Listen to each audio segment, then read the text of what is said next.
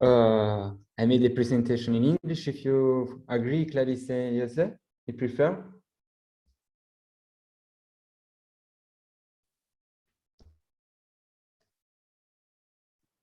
I have to say it's great for me, but okay. So in English. It may not be for everyone. So we are pleased to hear now Clarice Cohn and José Valdir de Santana from Brazil. Clarice Cohn is an anthropologist and associate professor in the Department of Social Sciences, and she has a PhD in social anthropology at the Universidade Federal de São Carlos, with a thesis entitled Relações da Diferença em Brasil Central, os Membengocre e seus outros. So, relation of difference in Central Brazil, the Membengocre, and their others. She has a postdoctoral at University Paris-Ouest Nanterre La Défense. She works in the area of anthropology with emphasis on indigenous ethnology. She researched with the Membengocre Xikrin, speaking indigenous people living in Para, and works mainly on indigenous ethnology, indigenous children, child anthropology, anthropology of education, and indigenous school education. After we had the pleasure to have here to José Valdir de Santana. He has a PhD in social anthropology from Universidade Federal de São Carlos, with a thesis entitled A Letra é a Mesma, mas a Cultura é Diferente. A Escola do Tupinambá de Olivença, Bahia. The letter is the same, but culture is different. The School of the Tupinambá of Olivença, Bahia. Today he is a professor in the Department of Philosophy and Humanities of the Universidade Estadual do Sudeste da Bahia, where he acts as a professor in the undergrad and graduate programs in ethnic, relation, and contemporaneity. He works experiences in the area of indigenous ethnology, indigenous school education, anthropology and education, anthropology of children, ethnic relation, education and ethnic racial relation, gender and sexuality in education. They will offer us a communication on anthropology research about two schooling projects in different indigenous people in Brazil, the Tupinambá of Olivença and Xikrin of Bacajá. Okay. So I share the PowerPoint. Is that right?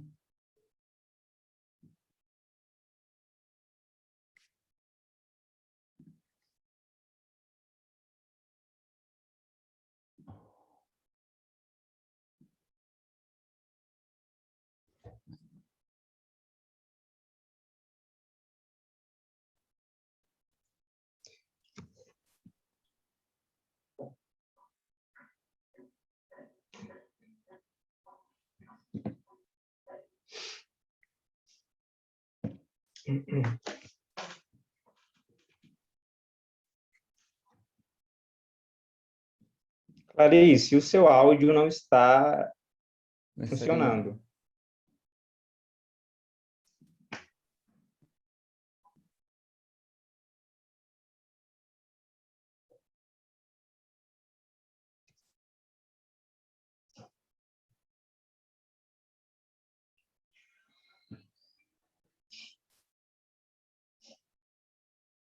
Continua. If you show the PowerPoint as a slideshow, then I think it's right that we then get the whole slide.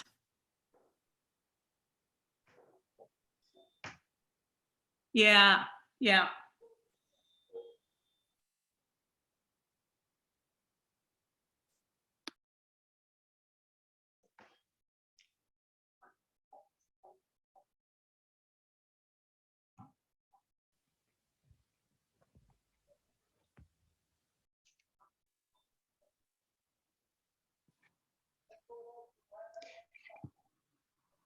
Clarice, seu áudio ainda não funciona.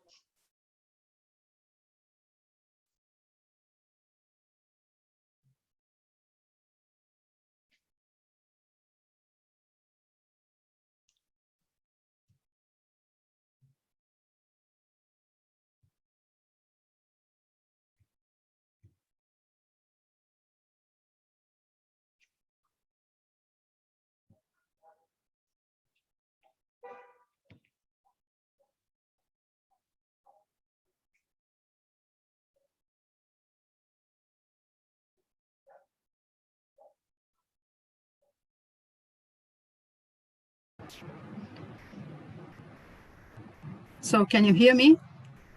Agora sim. Wow.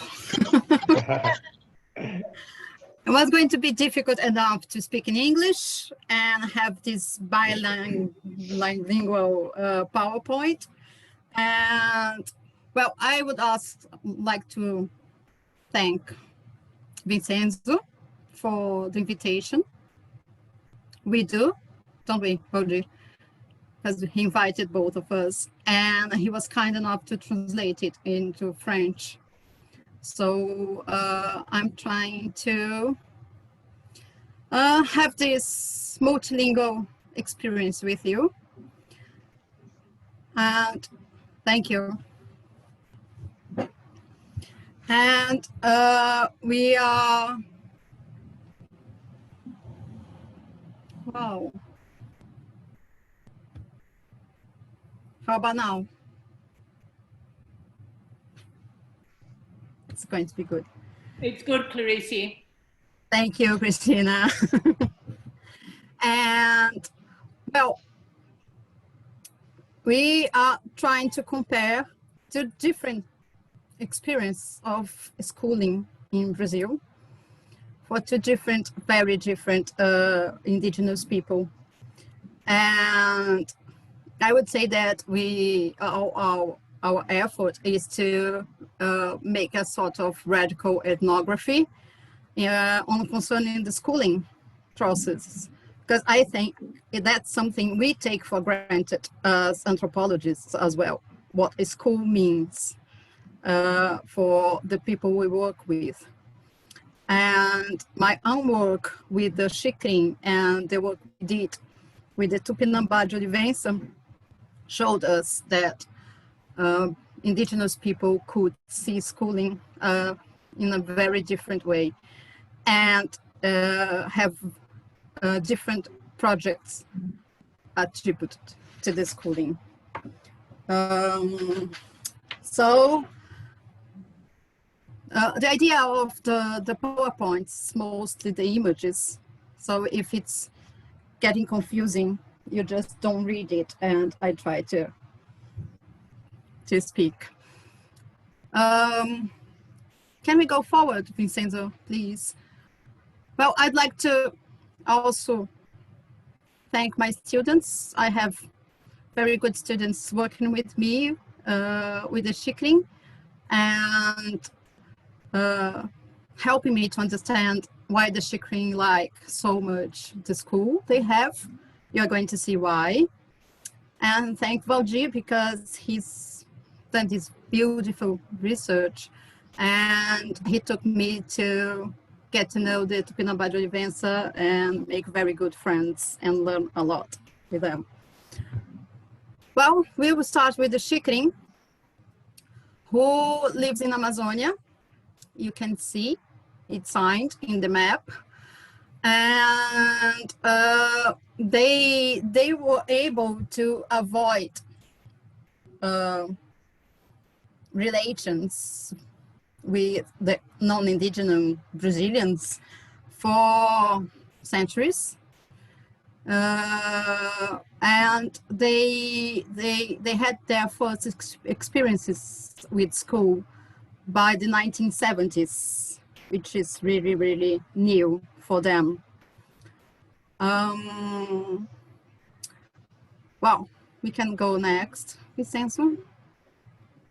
So the idea is that, what was my problem with when I visited the village and saw Xikrin children going to school, is that school is just the opposite.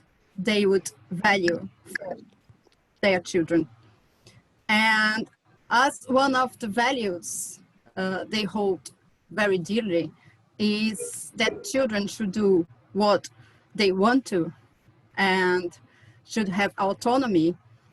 I was really, really surprised when I saw that Xikrin children would go to school in a very, very bad schooling environmental. And so I tried to show you the difference And that's what I call Chickering conceptions of learning, which is based on seeing and hearing and listening to, and it's really in the body. So the body must be developed for the children to develop their learning skills. And the part of the bodies which should be developed is the ear and the eyes. But the Chickering would say that the children should be allowed to see and listen to everything so they can learn. What I understand by that is that they don't say when people should learn or get to learn something. Their emphasis is when you get to do the things you have learned how to do. So some things could only be done when you are at an older age. And it took me ages to understand that when a young Chickering guy would tell me, I don't know how to make that. He wasn't implying really that he doesn't know how to do it. What he was saying is that he was not allowed or he was not expected to do that at that time of his life. So the thing is, children should be allowed to see everything, learn from everything that happens in the village, and they are encouraged to seek their own learning interests. So they would ask people to teach them something they are particularly interested in on learning. Can we go forward, Vincenzo? So that's some of these beautiful children, and that's what I just talked about. They move around the village all the time. They are everywhere. They're really everywhere. They are the ones who go from house to house for gossip, to learn what's happening in one another houses, or to get their kindred a part of meat or fish or something. They are the ones. They are really the ones moving around in the villages, and that's just opposite school do to them. So, Vincenzo? They would participate in every ritual situation. They have to be taken care for, because the spirits would go to the village because they are missing their living ones so much that they would participate of the rituals of the festas, as they say, the parties. But it is dancing with all elders that they learn how to dance and how to be part of the ritual. So it's a very, very in the world sort of learning, which again is the opposite of their schooling experience. So, living the life, vivre de la vie, c'est ça?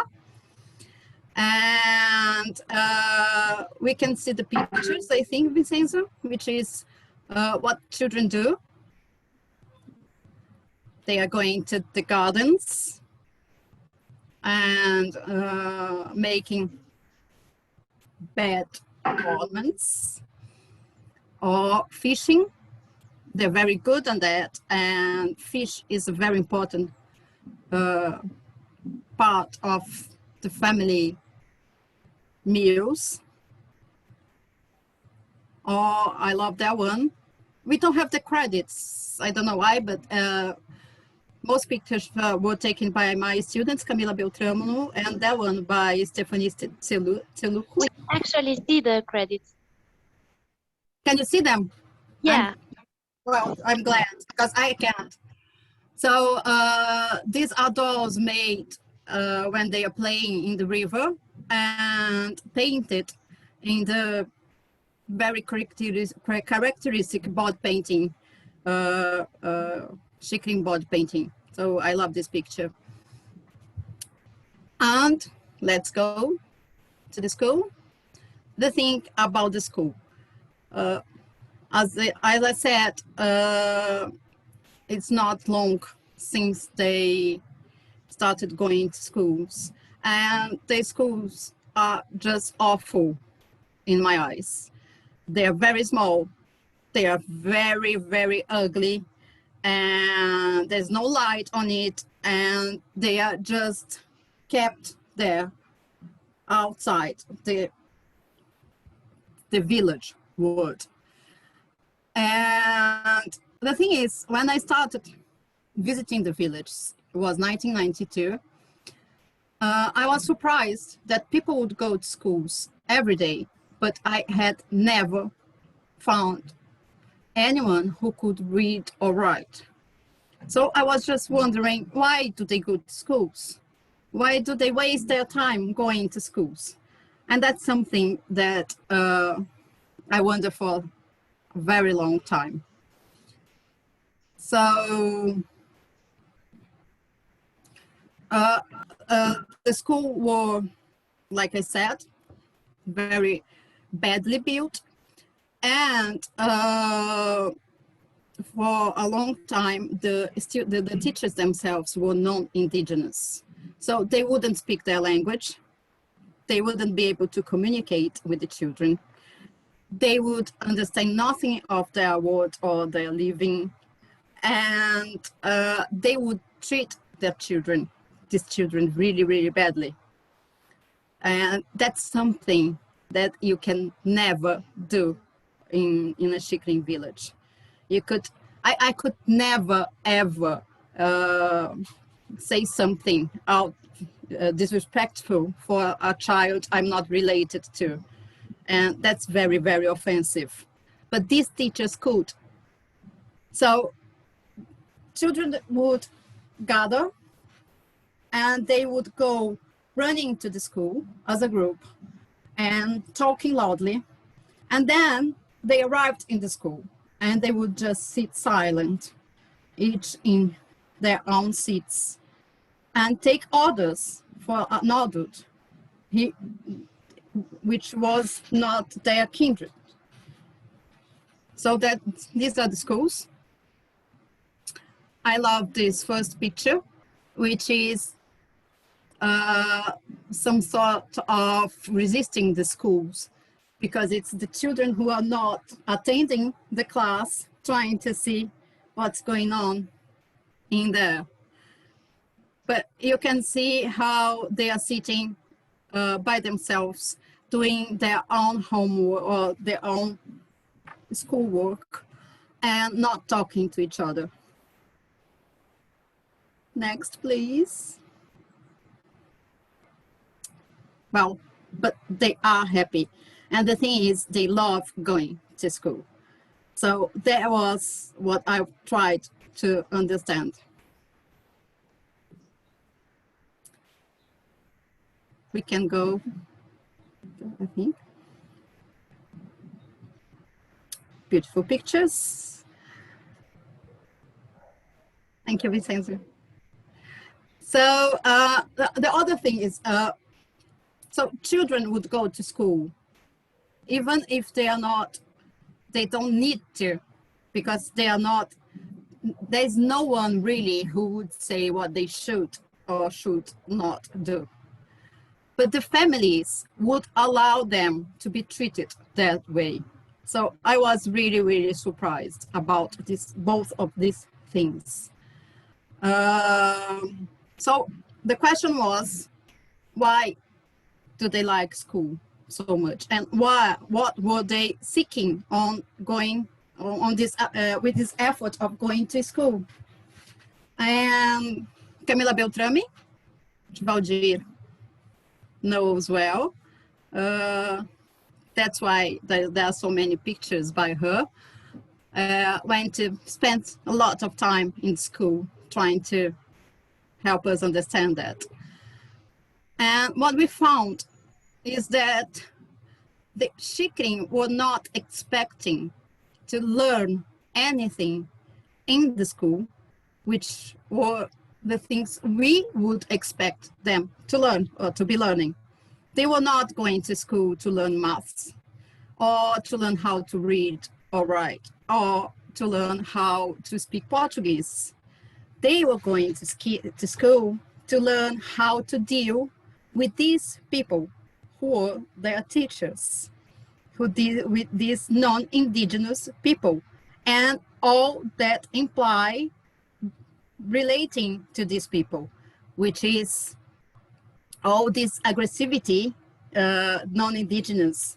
But the Xikrin would say that we non-indigenous people are really, really aggressive, that we don't have empathy to each other. And they would always say that we treat our children badly. And so what we found is that the Xikrin sort of realized a way in which their children would experience alterity or relating to others in a sort of protected way, because the school was just beside the village.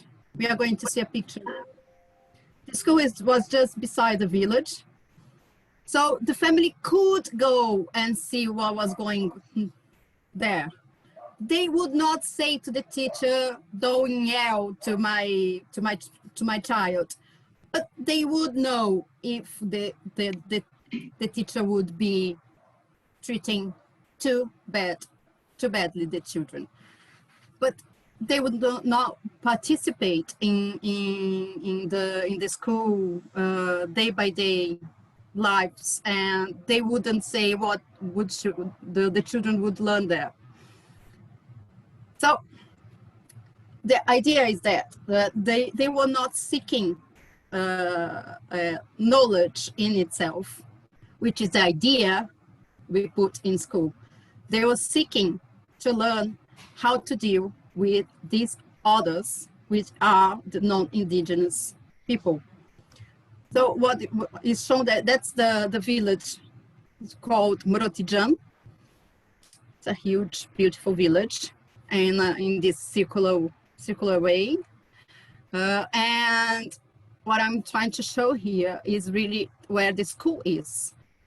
As you can see, it's not only outside the village circle, which is the houses, but behind the houses, there's the pharmacy, as they call it, where sick people would demand treatment. They had this small building for visitors, non-indigenous visitors, outside the village circle. And then there's the school. So it's really, really not in the village, but not far away from the village. And that's the idea. So why do they value the schools? Because there was a way, a safer way for these children to be able to deal with this world they have to deal with, which is the non-indigenous people's world, which is very, very different from the experience of the Tupinambá de Olivença. There they go. That Valdir studied for his PhD and took me there to get to know and love these people. The Tupinambá de Olivença are in the coast of Brazil, so they have a very, very different history from if you compare to the Xikrin. They have this 500 and something years of violence and genocide and catechese, don't know how you say that, and the church and the state, police, and everything. So for a long time, when I was young, people would say the Tupinambá were extinct. There is no Tupinambá in Brazil any longer. Took them some time to like raise their heads and say, you can say as long as you want to that we are extinct, but we are here and we've never left. So that's what they are doing now in Bahia. And as you can see, there are 400, almost 450, 4,500 people, or 1,000,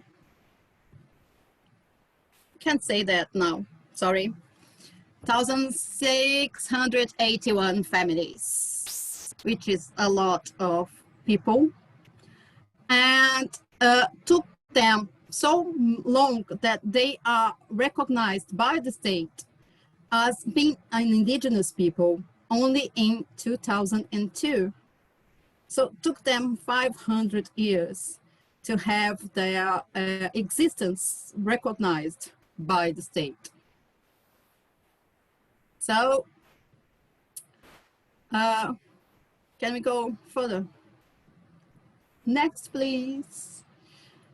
So that's the indigenous land.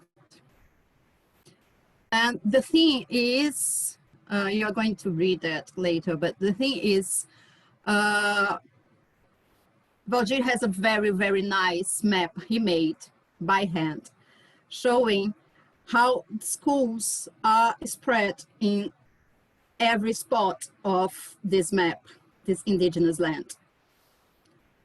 So the experience of schooling, which is a very, very bad experience from the beginning, because they would go to the school in times where they would, in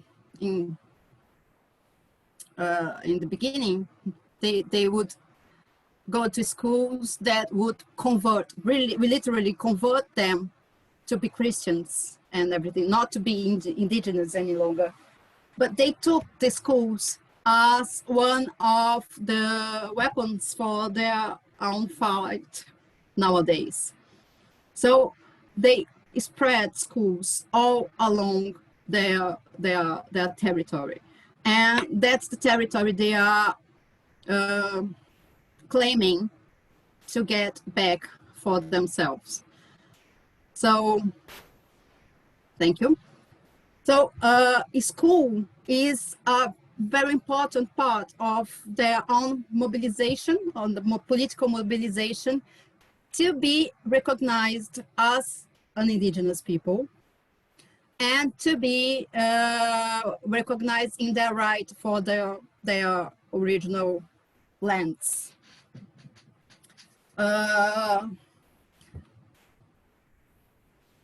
We were talking about how to translate retomada, but you kept that way.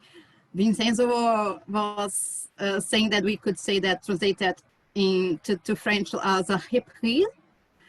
And I've seen that, I've studied lots of abstracts. No one can really translate retomada, which is the idea that they are occupying the land, but they are not invading the land because the land is theirs.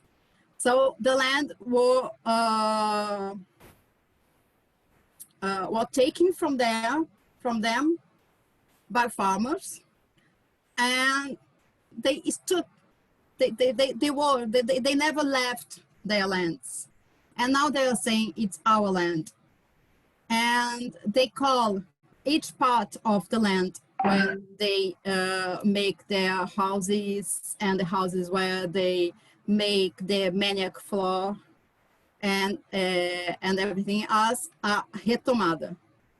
Don't know if it gets clear for you, but it's a very, very local expression. And it means, you can open your phone, Valdir, if you have a better idea, but it means that they are not taking away someone's land, but retaking their own land, taking back their own land. And all this mobilization, which started in 1990s, 1980s, 1990s, is about schooling education as well. So you can see the name of Núbia Batista da Silva, who is a very important leader.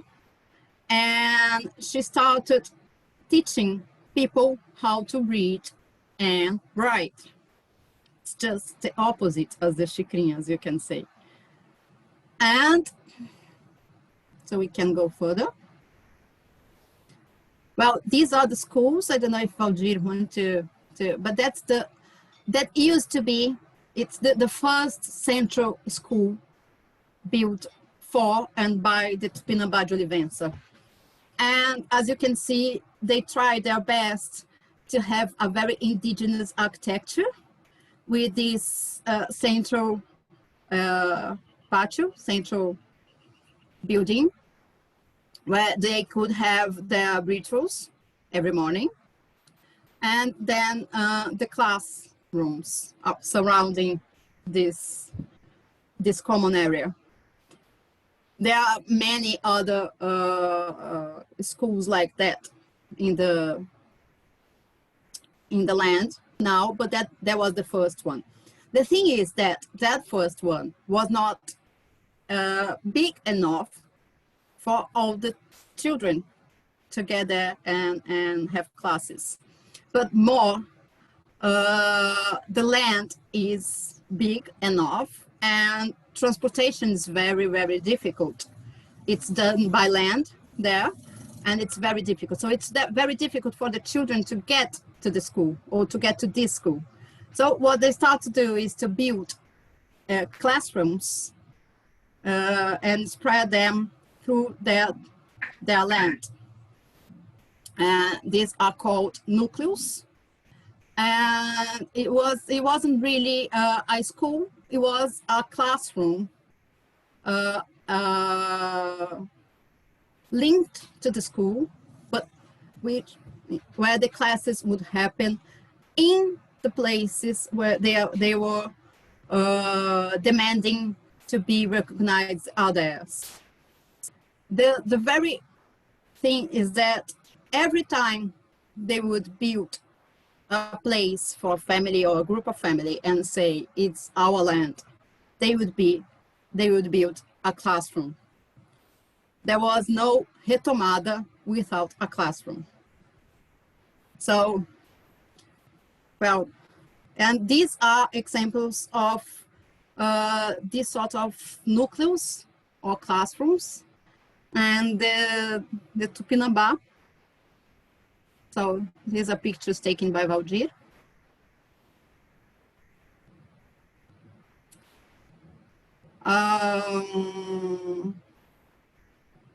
I think I've just tried to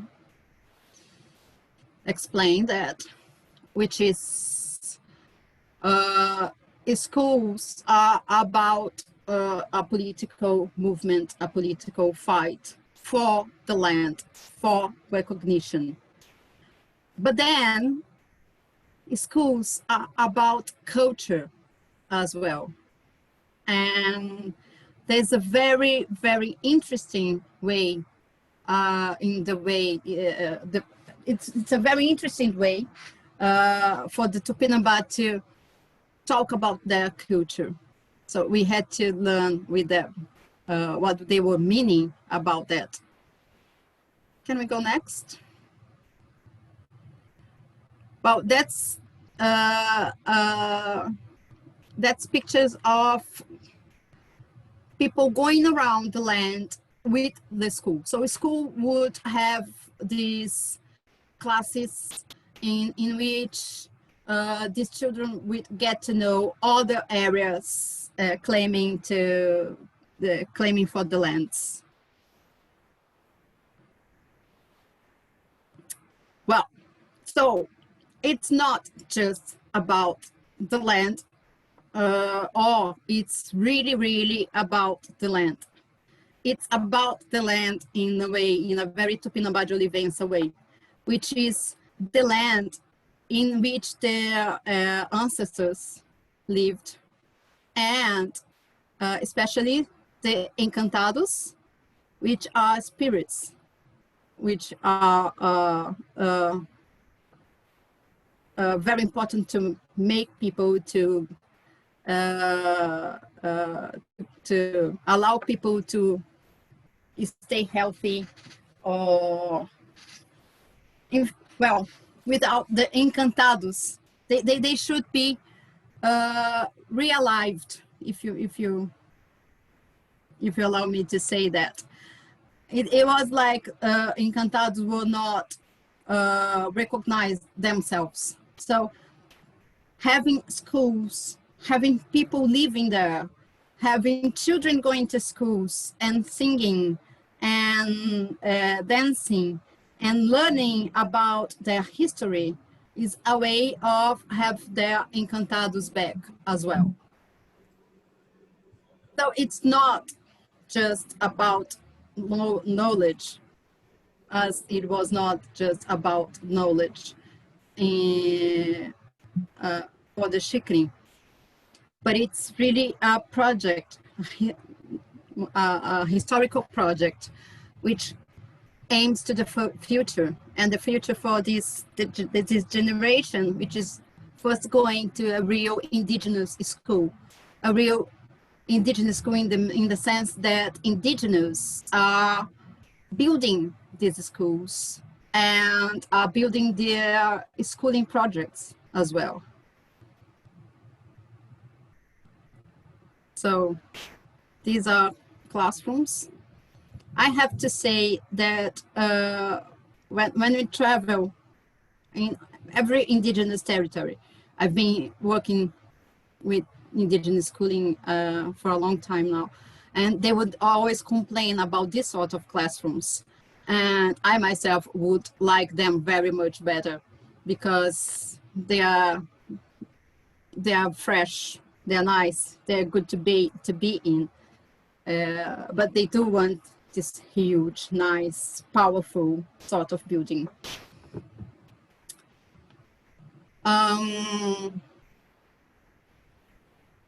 Well, that's the various nucleus. We can go further. Next. As you can see, it's written Boas Festas, which is the end of the year. And so we are showing you how many different classrooms they are building around the territory.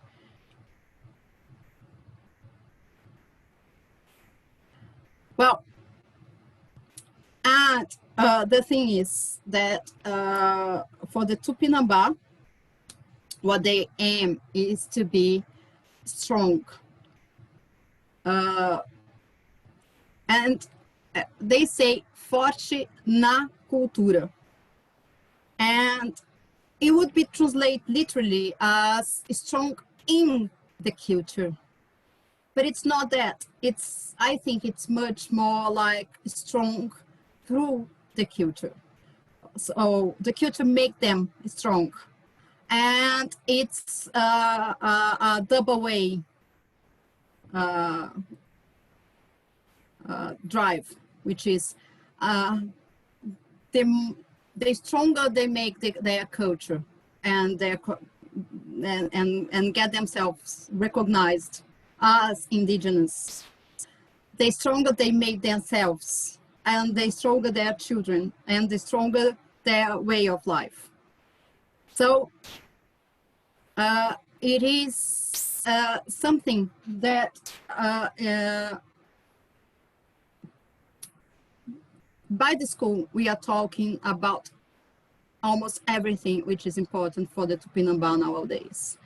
We are talking about being recognized as indigenous people, having their lands back by the retomadas, as we saw, reinforcing what they call their culture, and learning their language, and even reinforcing their rituals, being them indigenous rituals or national rituals. So I think that's the next slide. For those, no, that was yeah, thank you. For those who don't know that, 7 de setembro is our Independence Day. So it's the nation. It's the day we celebrate the nation, which is the day they shouldn't be celebrating, because their problem started with this nation. But they are taking for themselves and making it something else. So April the 19th is the Indigenous Peoples' Day in Brazil. So these are moments they would go to you can see they are in the city. So it's another sort of retomada. It's another sort of territorial occupation. They go to the city, they go to the beaches, o Dia do Mastro, né, Valdir? They go walking through the beaches and taking the cities and reminding people that that's their land, and reminding themselves that that's their land, and they are allowed to be there. Not allowed, but they have to claim to be there, and to be there as the indigenous people they are. So that's the everyday first task in the school, which is dancing the Valdir. Danci. Poraci, thank you. Dancing the Poraci. And that's got to be with the Encantados. And then they go to the classrooms, and then they are just school children learning maths and everything, sitting in their chairs. And let's go next. Well, and so we have, I was telling you that we can say everything just looking at the school for the Tupinambá nowadays. Oh, that's our thesis, mine and Valdir's. So we are speaking of land, we are speaking of culture, we're speaking of being indigenous, and we are speaking what what a land has got to have. So it's not just about being able to plant, which is very important, but it's about the Encantados who live there as they live there. But then it's about as well to deal with non-indigenous people and fight for their rights. So I take that you've been following the news in Brazil. We have the worst situation ever. And not just with the pandemic situation, but with indigenous rights as well. So it's a time for fighting. And what they say is that they need to have indigenous people who knows. The idea is that they need índios sabidos. That's the expression they use. And that's another expression which is really, really difficult to translate, because when they say índio sabido, as we understand it, they are saying someone who knows.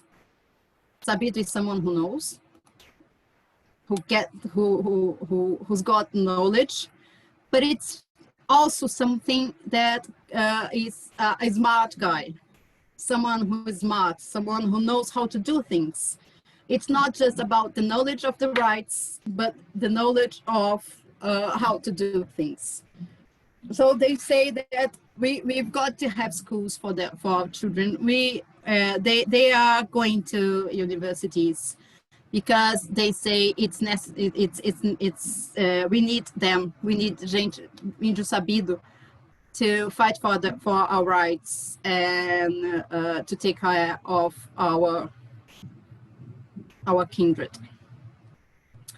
So it's about resistance as well. I like very much this way Valdir put it, but I'm not reading. I'm trying. Le Tupinambá font l'école pour résister. Il résiste en faisant l'école. Étudier, c'est résister.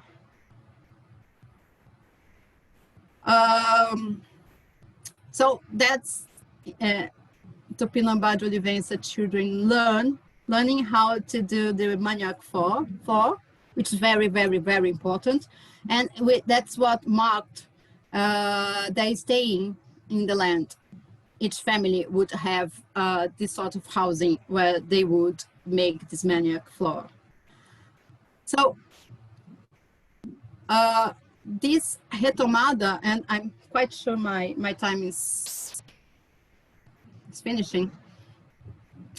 This retomada is something that would make people strong and make children strong, would also contribute to make relatedness, and they make kindred out of retomada, the fight, and the school, and everything is linked for the Tupinambá. And as the retomada are very, very dangerous, because, sorry about that. As the retomada are very, very dangerous because they are taking back the lands from the farmers. Going to school can be very, very dangerous as well, because they are going by the ways and sometimes trespassing farmers' lands and everything. So going to school in itself is about fighting for the lands and making their land their own in the very broad, in the most broad meaning we can think of, making their land a land of kindred, a land of fighting together, a land for the encantados, a land for them to have a future.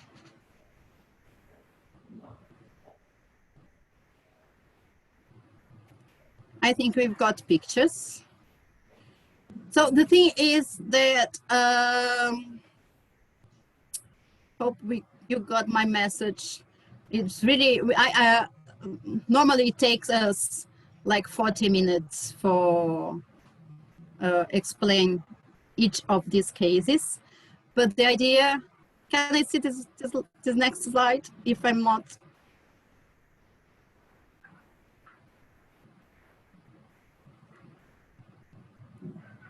Well, you can read it. It's the idea of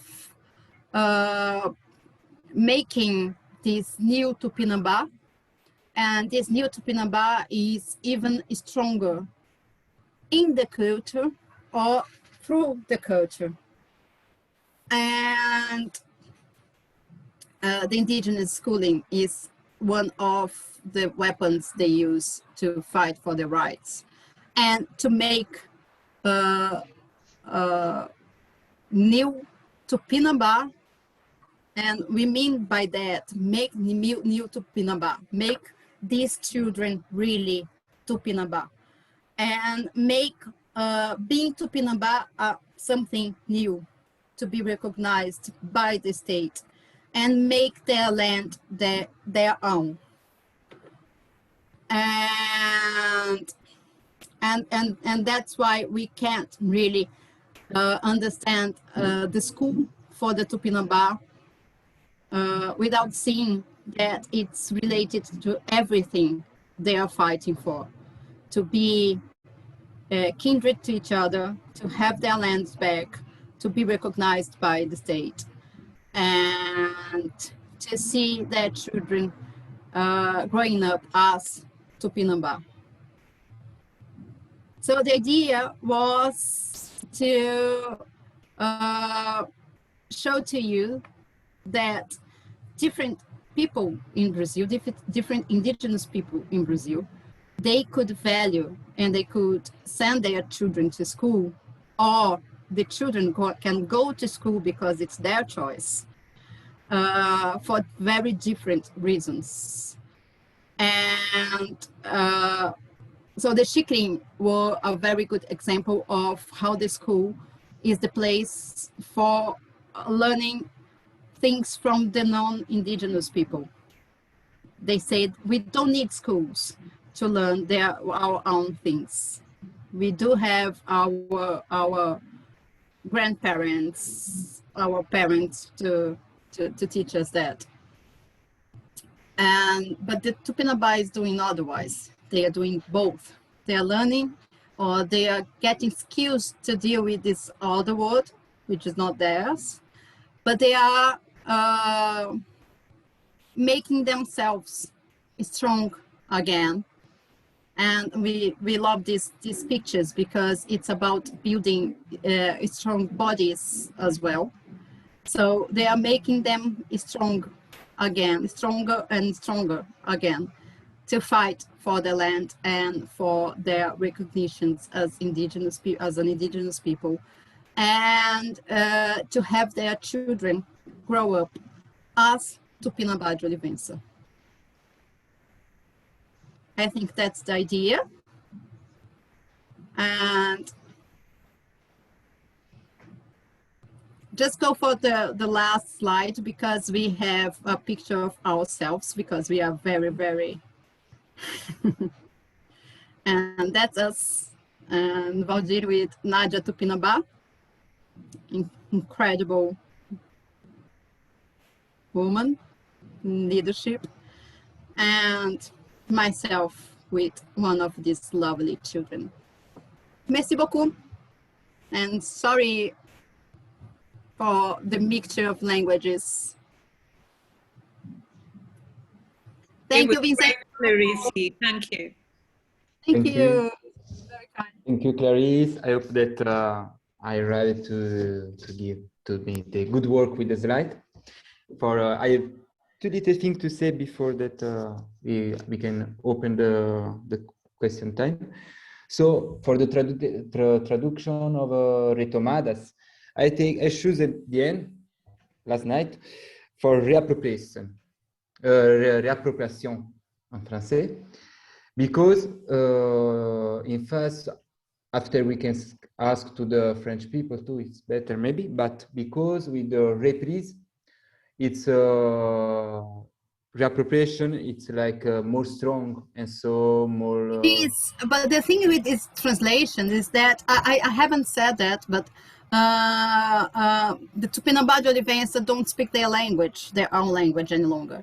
Okay. So some people would say that they speak the indigenous Portuguese, which is not offensive. It's not meant to be offensive. It is something that people would say it's an indigenous way of speaking Portuguese, which speaks of their own conceptions of life as well. And when the Xikrin, when the Tupinambá de Olivença chose retomada to talk about that, it's a very difficult translation issue. So reappropriation would exist in Portuguese as well. Yeah. So it's not. Yeah, it's something very. I don't know if Valdir wants to add something. he was kind enough to let me talk and talk and talk. But we do, thank you very much for the translating of the PowerPoint. I hope helped people. Donc, if someone has some question, or I can open. So I have two questions. So the work with what language you use in your field work and to Valdir's too. And after if you can speak to how how we do the field work with child in Brazil and with the indigenous people, because there are some bureaucracy that we haven't in Europe. So I think that it's not so nice to speak this one maybe, but it's not the best part of the work of an ethnographer, but it's important, I think, because we haven't this in France, maybe, or I don't know if there are. I don't work with the child, so I don't know. But if we can speak about this, and what do you think about this bureaucracy system that we have to respect to work in Brazil? Thank you. Thank you. So I'll start, and Valdir can go next. And if he wants to, he's playing shy. He's not shy at all. And the thing is that when he starts speaking, when he starts talking, he never ends it. So I think that's why he's playing shy a bit. But anyway, when I arrived there, I was very, very young, and the Xikrin wouldn't speak any other language than Xikrin itself. So I had to learn their language, which I tried to do until now. They are very proud of me, but I can see, and well, my every time I say something, I go like, God, I got it wrong again. But they are very, very proud of all my efforts. Nowadays, they speak a very better Portuguese than I speak their language, which is obvious because I speak their language when I am with them. I've been going for 30 years now. So it's a very specific Brazilian situation in which you go back and back to the village, and you don't stay very long. My first fieldwork was just 4 months long, but I've been having them in my life, and they have myself in their lives for 30 years now.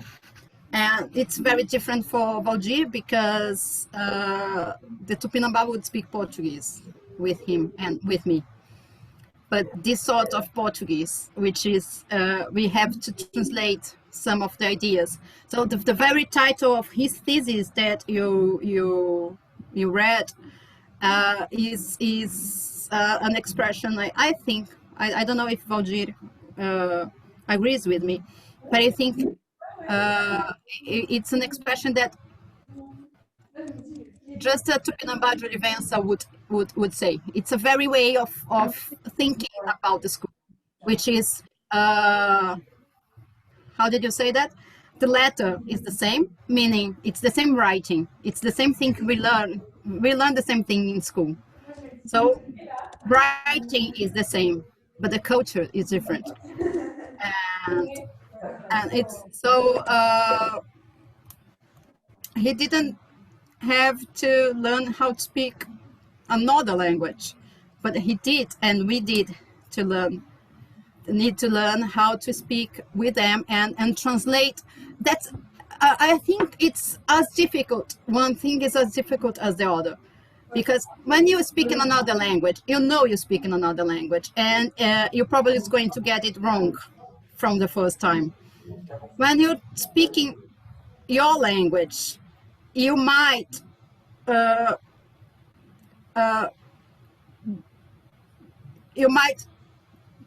think that you're speaking the same thing, but you're not. It's just two people speaking Portuguese, but they are expressing very different ideas and conceptions. And about working with indigenous children, well, we have to ask for permission to work with indigenous in Brazil. So it starts by there. So there's this tuition. It's real estate tuition of the indigenous peoples. So we have to ask for authorization to enter indigenous lands. And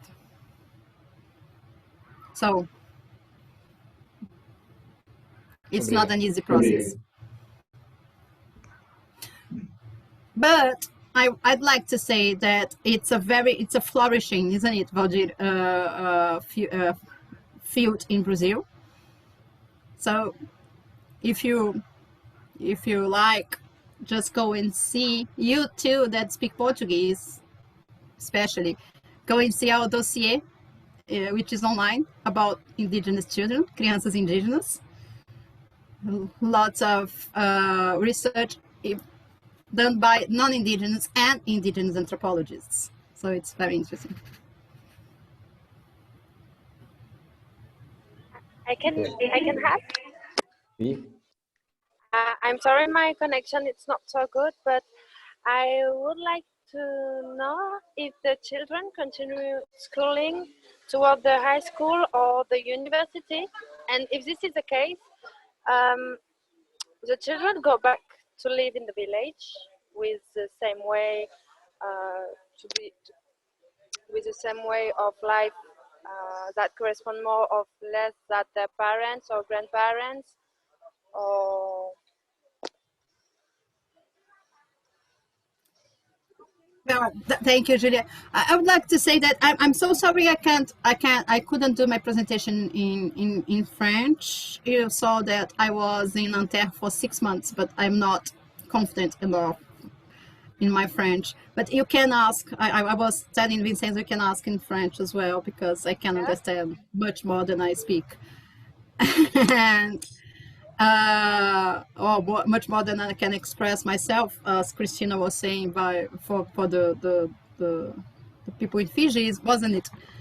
And but it's very different for the Xikrin and for the Tupinambá. The Xikrin, they, as you saw, school is not. It is not. By our point of view, school for the school that Xikrin live is a failure. They don't learn anything from the school. They do learn. That's what I tried to show you.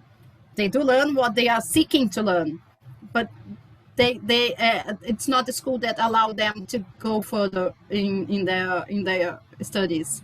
But it's different for the Tupinambá, and I think Valdir can tell us a bit more, and Vincenzo said that he could translate if Valdir feels more comfortable with that. I don't want to be the only one talking because Valdir has so much to say. But I can, Valdir, if you like. Valdir, você quer responder sobre se a continuidade dos estudos dos Tupinambá? Você pode responder em português? Ou você quer que eu fale?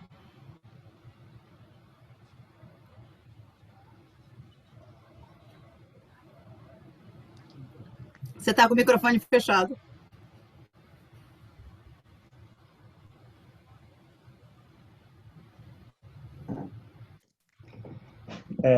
Bonjour. Então, no caso dos Tupinambá, essa continuidade dos estudos, no estado da Bahia nós temos 2 universidades estaduais, a Universidade do Estado da Bahia, né, e um Instituto Federal também de Ensino Superior, que criaram licenciaturas chamadas interculturais. São licenciaturas específicas voltadas para as populações indígenas que habitam o estado da Bahia. Então, hoje nós temos uma quantidade importante de habitam o nosso estado, que são em número de 16 as reconhecidas pelo Estado, não é? Pelo Estado, mas os últimos dados não é, apontam que no estado estado da Bahia nós temos aproximadamente 23 povos, né, atualmente. Mas considerados oficiais são 16 povos. Então, o que tem ocorrido é isso, não é? Tanto a Universidade do Estado da Bahia tem possibilitado, através de licenciatura específica, não é, voltada para o acesso das populações indígenas do Estado da Bahia, o Instituto Federal também, que fica em Porto Seguro, e os indígenas têm se mobilizado também de diferentes formas, de modo a chegarem à universidade, por exemplo. No estado da Bahia, especificamente, todas as universidades estaduais elas têm também políticas, né, as chamadas políticas de ação afirmativa, cotas voltadas especificamente para a entrada dos povos indígenas nas universidades estaduais, além também das universidades federais. Então, hoje tem havido um movimento que é importante, não é? Tanto para a entrada, né, dos estudantes na graduação, nas licenciaturas, nos bacharelados, mas também nos programas de pós-graduação em nível de mestrado e de doutorado. De Clarice, José Carlos Batista Magalhães, né? Hoje ele faz doutorado em antropologia social na UNB, Juliana está fazendo mestrado também em antropologia na UNB, tem uma universidade Let's see if José Carlos is listening to us.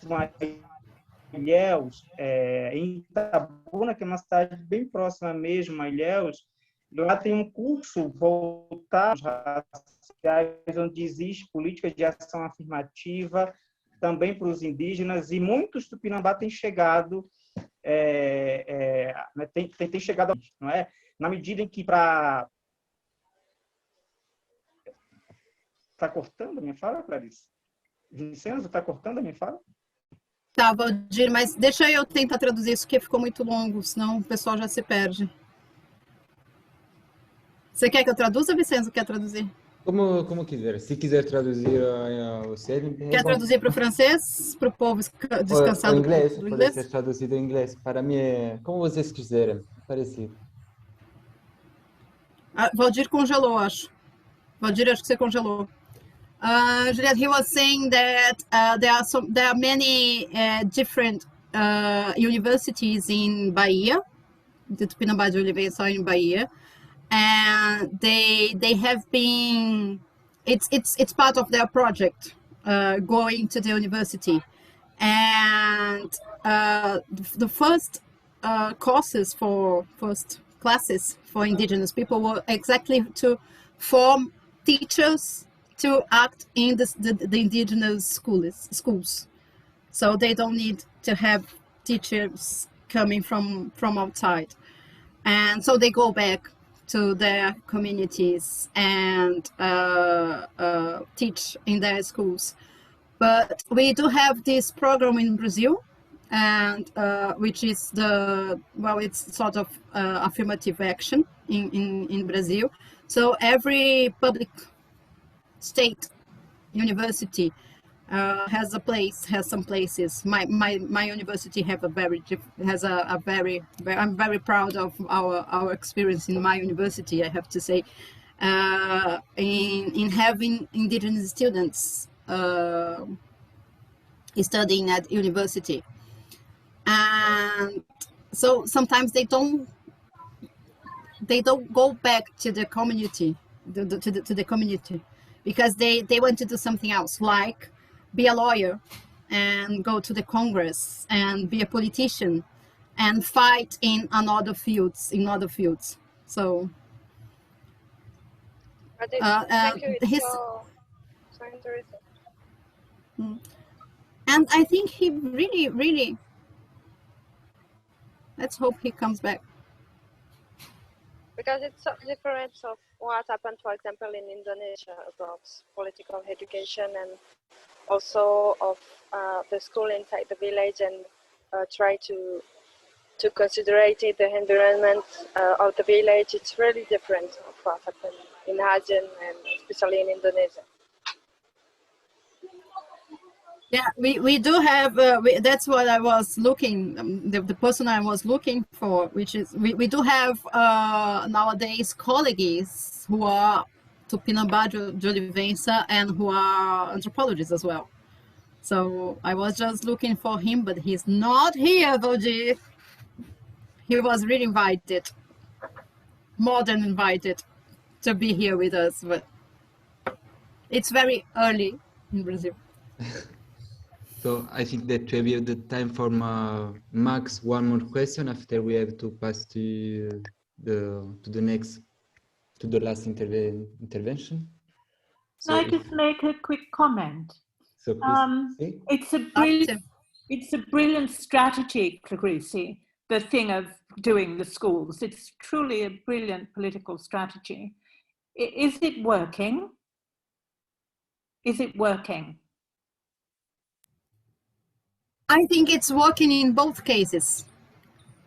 I think the Xikrin children is really learning how to deal with these awful people, which yell to them. Even given Bolsonaro's government and isn't he going much further in saying to farmers, you can have what you want, do what you want?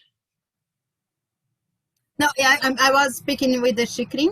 Yeah. Which is they are knowing how to deal with these non-indigenous people, but I think for the Tupinambá de Olivença is working very well. Valdir can talk more, but I think we've been traveling around the land, and Valdir took me, and we went with the teachers around the land, and they are really spreading family housings and classrooms through the land. Right, well done. It is. They're really good at it.